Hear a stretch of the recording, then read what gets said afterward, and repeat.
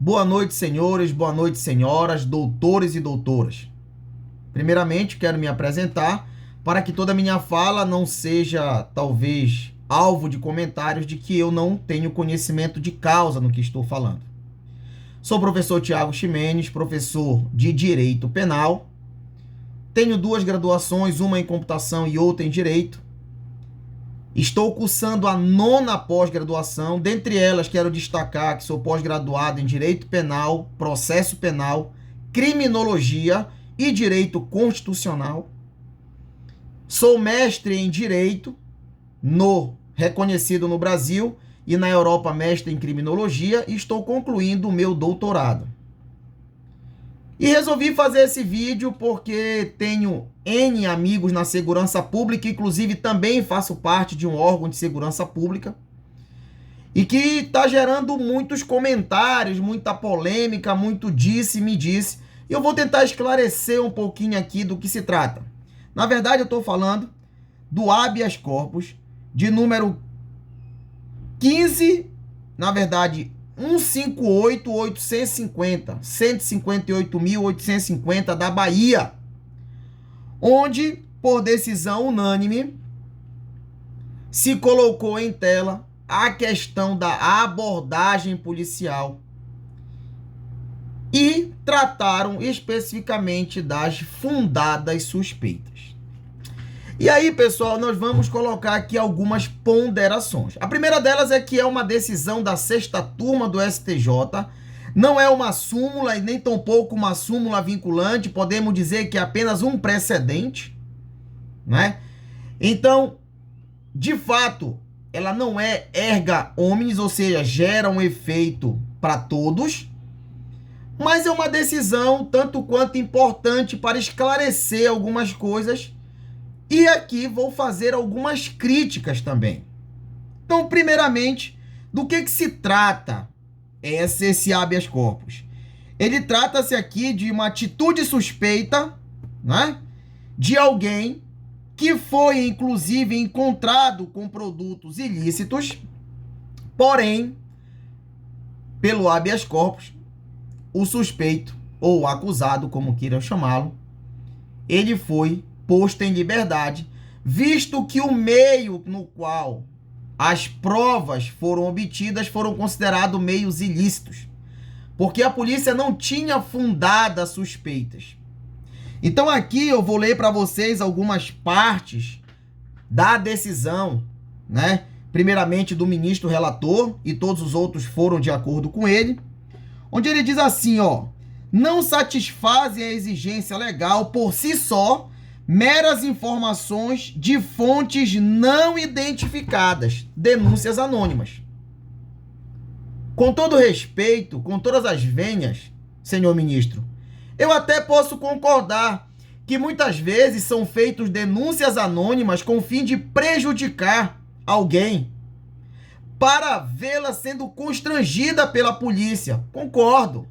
Mas o senhor há de convir comigo que hoje a grande maioria das prisões que nós temos foi através de fontes anônimas.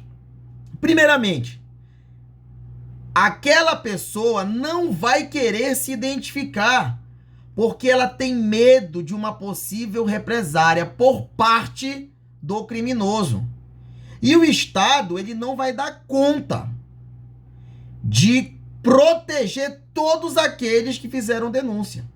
Então, sabendo disso, temos que levar em consideração que a denúncia anônima ainda é sim uma fonte para a descoberta de delitos que estão acontecendo ou que irão acontecer. No caso do tráfico de drogas, se o senhor não sabe, mas eu creio que saiba, existe um verbo chamado de guardar ou ter em depósito.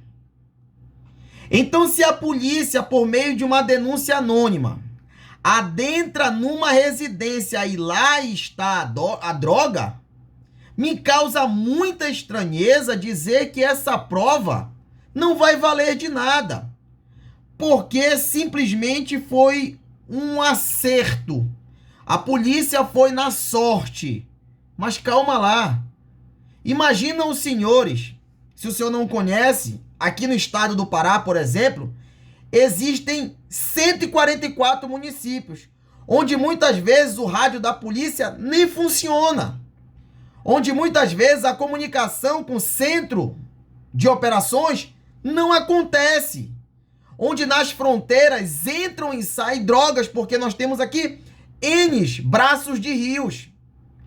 E aí, a polícia fluvial, a polícia rodoviária estadual, a polícia rodoviária federal não vai poder abordar um carro que está em suspeita, não vai poder revistar aquela pessoa, porque ninguém ligou, porque não tem uma concretização de fato que aquele veículo está transportando drogas ou armas ilegalmente? E aí? Vamos ficar à mercê de quê? De esperar todo um sistema probatório, de esperar o crime acontecer para que possamos tomar alguma providência, para que a polícia possa fazer o seu trabalho?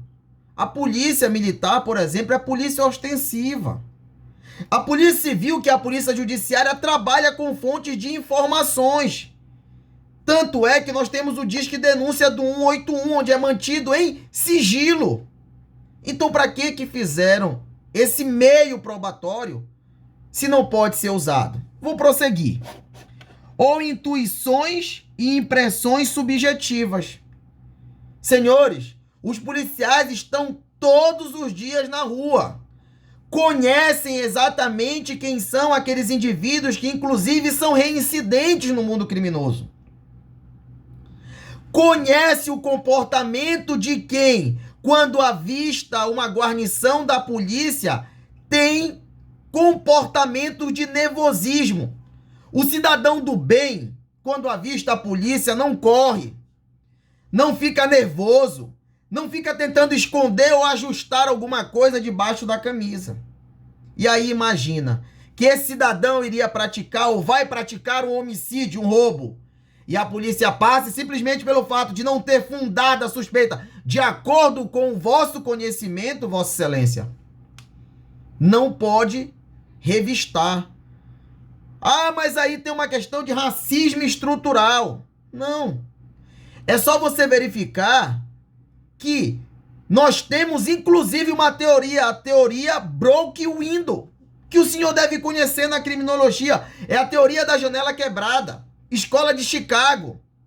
Na periferia, na maioria das vezes, o Estado não consegue entrar. O Estado não consegue se fazer presente nas vielas, nas favelas, nas invasões.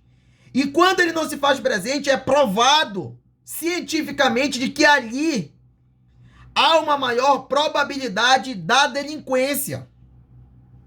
Então vamos continuar.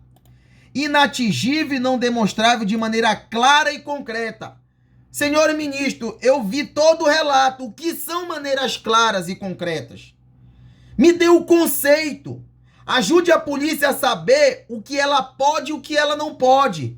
Não deixe nossos agentes de segurança pública à mercê de prática de abuso de autoridade, porque atrás daquela farda existe também um pai de família, existe também um cidadão, existe também pessoas boas.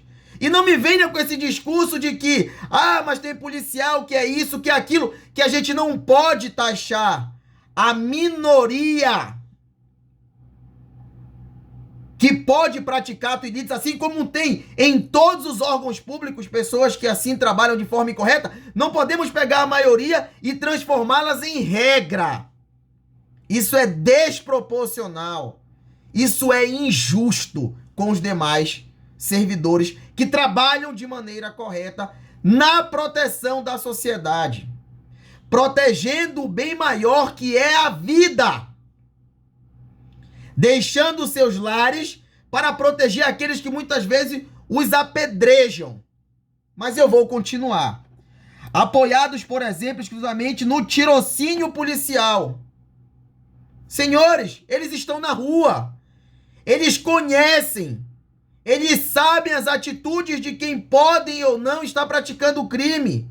O Código de Processo Penal, no seu artigo 244, diz que a busca pessoal independerá de mandado. Ela fala assim no Código de Processo Penal, a fundada suspeita. E a fundada suspeita pode sim ser através desse instinto, desse feeling que o policial tem e só ele tem pela vivência. Assim como nós temos um médico que, ao escutar o relato de um paciente, sabe exatamente o que ele tem. Por que que essa confiança não é dada para nossos policiais? Qual é o motivo disso? Vou continuar. Ante a ausência de descrição concreta e precisa, pautada em elementos objetivos. Que elementos objetivos são esses? Descrevam. Digam para as forças policiais. Conceituem. Isso fica vago. E o direito penal não admite nada vago. Nós temos um direito taxativo. Nós não podemos ter leis vagas. Interpretações e entendimentos também não podem ser vagos, senhor ministro. Mas eu vou para cá. A classificação subjetiva que determina a atitude ou aparência como suspeita de certa reação ou expressão corporal. Então eu tenho alguém que está se comportando de forma inadequada quando vê um carro da polícia. Alguém que empreende em fuga quando vê um carro da polícia. E mesmo assim ele não é suspeito de estar praticando. Eu entendo, senhor ministro. E eu respeito, inclusive, o seu entendimento, no sentido de que o senhor quer que tenha o máximo de certeza. O senhor quer que o policial não vá e plenamente jogue ou somente jogue com a sorte de encontrar ou não encontrar um objeto ilícito com aquele cidadão. Mas como é que ele vai encontrar se não for por meio da abordagem? Senhores, se o policial agir em abuso de autoridade, constranger de forma desnecessária o cidadão e com ele não encontrar absolutamente nada, que o policial responda pelas suas atitudes. Mas se o policial, de forma respeitosa, abordar aquele cidadão, aquela cidadã, e fazer a verificação de forma respeitosa, aonde é que está o problema? Se isso não pode acontecer, acaba com a PM, que a polícia é ostensiva. Ou os senhores acham, talvez no seu fantástico mundo de Bob, que só a presença de uma viatura vai inibir a ação dos criminosos? Se os senhores não sabem, a polícia é recebida a tiro nas favelas. Nas favelas, quem manda é o criminoso. Aí eu lhe pergunto, como é que o senhor quer todo um conjunto probatório? Talvez, aqueles que moram em condomínios fechados, que têm total segurança, andam de carro blindado, para isso seja uma decisão normal. Mas para aquele cidadão que acorda de manhã cedo, que vai para o seu trabalho, que compra um celular de 10, 12, 20 vezes e que pagando ainda a primeira parcela tem o seu celular subtraído por ação criminosa. Talvez porque lá na frente ou lá atrás um policial não fez a abordagem e verificou que aquele indivíduo que estava com atitude suspeita portava uma arma de fogo de forma ilegal. Senhores, vidas podem ser poupadas com abordagens. O cidadão do bem, ele não se preocupa em ser abordado. Ele até agradece. Ele se sente seguro. E sente que o Estado está presente na vida dele. Eu vou continuar. Aqui, o excelentíssimo ministro fala que a violação dessas regras e condições legais para a busca pessoal resulta na ilicitude das provas. Se o indivíduo é pego com 300 quilos de cocaína e isso não é prova que foi violado, senhoras e senhores, por favor, onde nós chegamos? Outro dia no Rio de Janeiro, a Polícia Federal também se deparou com uma situação de várias centenas de quilos de cocaína dentro de mangas e que a prisão foi relaxada pelo simples fato de não ter ordem judicial para adentrar na casa. Depois de ter recebido, inclusive, informações da inteligência. Então, para que serve a inteligência? Joga a inteligência fora. Joga a inteligência fora. Continuando. Aqui ele diz, em países marcados por alta desigualdade social e racial, policiamento ostensivo tende a se concentrar em grupos marginalizados e considerados potencialmente criminosos ou usuais suspeitos. Olha só, se o policiamento ostensivo não, de fato, se concentrar nos grupos marginalizados, ele vai ser aonde? Em que grupo ele vai se concentrar? E hoje, a polícia está muito mais informada, está muito melhor preparada. Hoje a abordagem é feita em carros importados, coisa que antigamente não era. Hoje a abordagem é feita em bairros nobres, coisa que antes não era. Desde que seja suspeita ou tenha informações. Porque, se os senhores não sabem, traficantes também andam de BMW. Porém, por muito óbvio, como acabei de lhe relembrar sobre a escola de Chicago, são nas periferias que encontramos o maior número de pessoas que, infelizmente, se marginalizam. Por não ter oportunidade, por não ter estudo, não interessa a desculpa. Se marginalizam e é simples assim. Então é óbvio que ali tem que ter um policiamento, mas porque lá também a grande maioria, ou a maior parte, não sei, também são pais de família e que precisam da presença do Estado e que não tem coragem, por exemplo, de denunciar um vizinho que é traficante porque sabe que a família vai estar em risco de vida. Vou continuar aqui. Os enquadros se dirigem desproporcionalmente a rapazes negros moradores de favela do bairro pobre da periferia.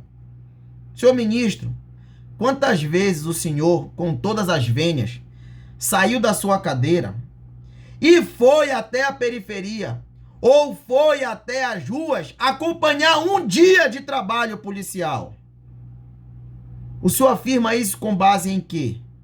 O senhor afirma isso com base em estudos totalmente parciais que visualizam o tempo inteiro o racismo, o preconceito. Não estou dizendo aqui que não há racismo, que não há preconceito, porque a gente sabe que há. Eu estou dizendo aqui que, primeiro, que a população brasileira não é uma população loira dos olhos azuis. A população de pele parda e escura é muito grande. Vai abordar quem? Não está abordando porque ele é negro, muitas vezes. A polícia muitas vezes aborda porque os modus operandi nos quais os marginais costumam agir são notórios. O marginal, ele costuma se disfarçar de marginal. Ou melhor, ele gosta de mostrar as características de marginal. O modo de andar, o modo de se vestir, na maioria das vezes, não são todas, mas na maioria, mostram sim que aquele indivíduo, ao menos, tem conhecimento ou anda com marginais para se comportar da mesma forma. Bem, e aqui ele segue falando, né? E no final, o relatório, ele vai te dizer que a vítima teve uma coação ilegal, né? E por isso ele não é para ficar preso pelo crime de tráfico de droga, porque a materialidade não existe, apesar dele ter sido pego com a droga. Vamos fazer uma reflexão, pessoal. Vocês já pensaram se essa decisão isolada da sexta turma, com todas as vênias aos ministros que assim decidiram, já imaginou se isso vira uma súmula vinculante? Eu pergunto a vocês, a polícia vai poder fazer o quê? Vai parar de trabalhar? Vai parar de agir? Vai deixar a população do bem à mercê de consequências desastrosas, inclusive com a perda da vida? Vamos ao direito constitucional, pessoal. Nem a vida é um bem 100% protegido, inviolável. Lembra que em caso de guerra declarada nós temos pena de morte. Se nem a vida, que é o maior bem jurídico que o ser humano tem, é absoluto, que dirá uma revista, uma busca pessoal. Então, a análise ela é muito simples. O que eu, como estudante de direito, não sou dono da verdade e nem tampouco pretendo ser, mas como estudioso, eu posso dizer para vocês: abordem. Abordem. E se o senhor ministro do STJ, de uma turma isolada, quer fundadas suspeitas, coloquem no relatório. Porque ele não sai da casa dele para fazer investigação se vocês estão fazendo ou não. Digam no relatório que teve-se uma denúncia, que vocês fizeram campana durante alguns dias, que vocês procuraram saber com moradores da redondeza, que vocês viram movimentação suspeita, que teve uma vítima ou alguém da sociedade que parou a viatura e que lhe deu os sinais e traços e características de alguém que acabara de praticar um crime. Eles querem que vocês inventem, então inventem. Coloque isso tudo no papel, porque aí não vai ter como o ministro dizer que vocês não fizeram, porque ele não está lá para investigar vocês. Então, se eles querem fundadas suspeitas no papel, coloquem. Coloquem tudo e mais um pouco. Coloque que vocês pediram ajuda do mestre dos magos. Que vocês se comunicaram com o Batman, com o Super-Homem. Porque o que eles querem é exatamente coisas que acontecem na Disney, nos desenhos. Só que eu quero lembrar que por trás de uma farda tem uma vida, um ser humano. E que a vida do policial vale tanto quanto a vida de qualquer outra pessoa. E se todos os direitos e garantias fundamentais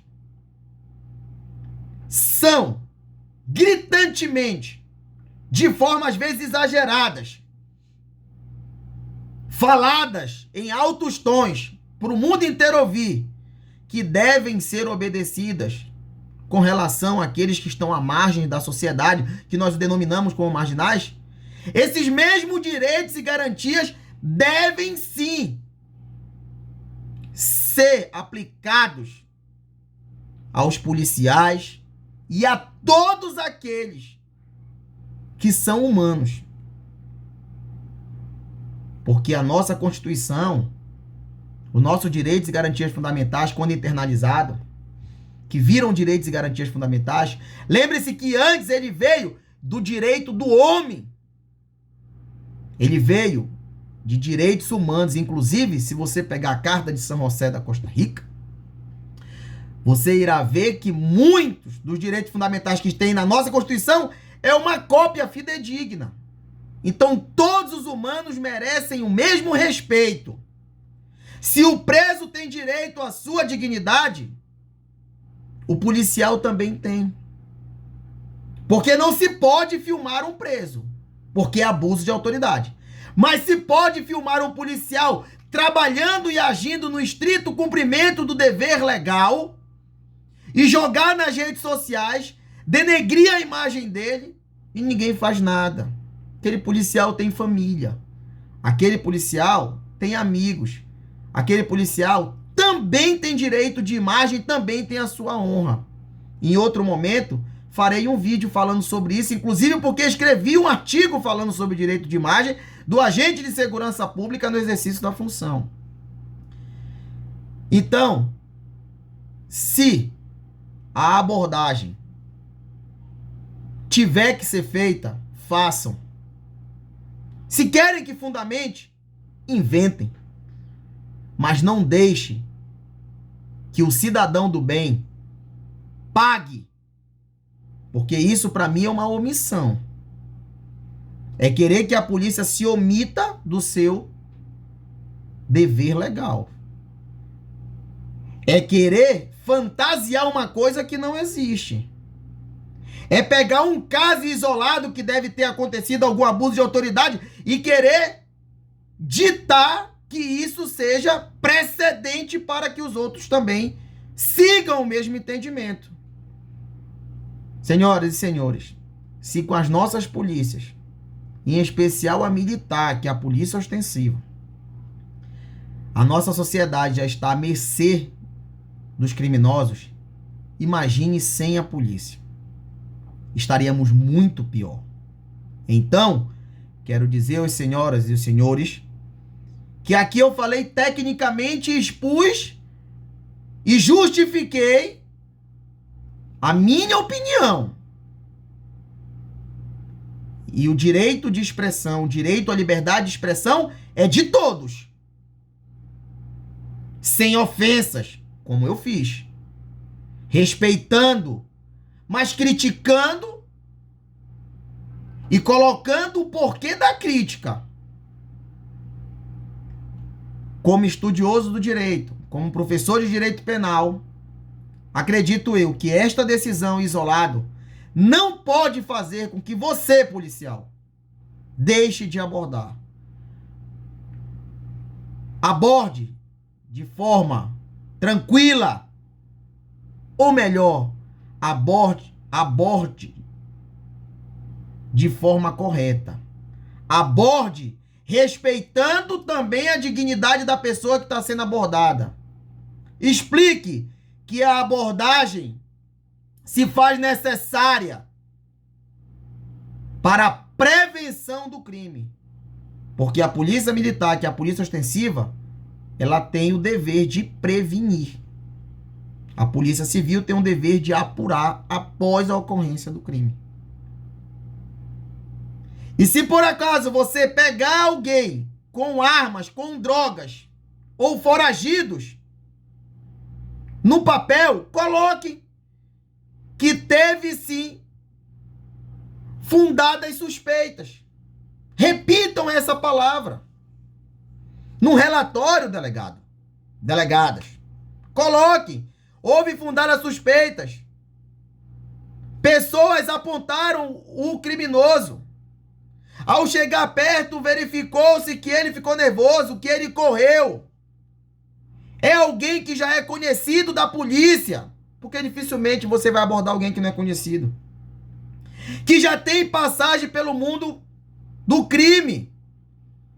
E que pelas características estava novamente nos atos preparatórios de um novo crime. Coloquem tudo. Ainda que você não tenha feito isso, porque só assim a sua prisão vai ser mantida, o seu trabalho vai valer a pena e vocês não vão se sentir como um mero enxugador de gelos. Eu me estendi um pouco no vídeo, mas eu precisava explicar para vocês algumas coisas e falar. E eu finalizo a minha fala dizendo: senhoras e senhores, valorizem os policiais. Não levem em consideração a minoria. Levem em consideração a maioria. A polícia é o verdadeiro exército entre o céu e o inferno. A polícia não tem direito de errar, como o cidadão tem. A polícia tem segundos para saber se aquela arma que está apontada para ele é de verdade ou é um simulacro. Ela não tem tempo de pensar. Ela não tem uma cadeira com uma xícara de cappuccino para analisar um caso concreto por meses para tomar uma decisão, o que se torna muito fácil. Lhe digo como professor, como jurista que sou, como operador do direito, como escritor de livro, como quase doutor, lhe digo, na teoria é muito fácil fazer uma análise do aquilo que está escrito no papel. Na hora da ação, na hora do tiroteio, na hora que você pensa, meu filho de meses de idade está me esperando na minha casa, você não tem tempo de pensar. Você não tem tempo de pensar. Porque parou para pensar, você está morto. E a sua família desamparada. Então esse vídeo eu fiz em especial a todos os meus amigos da Polícia Militar, da Polícia Civil, Rodoviária Federal, Polícia Federal, Guarda Municipal, os agentes de trânsito e todos os demais operadores de segurança pública que no seu labor necessitam fazer abordagens, necessitam fazer a verificação da ocorrência ou não de ilicitude. Meus amigos, me prolonguei, mas acredito que vale a pena assistir. Um forte abraço do professor Tiago Ximenes e em breve teremos mais vídeos esclarecendo outros temas polêmicos que estão por vir. Tenha uma boa noite, que Deus abençoe todos, respeite e valorize a nossa polícia.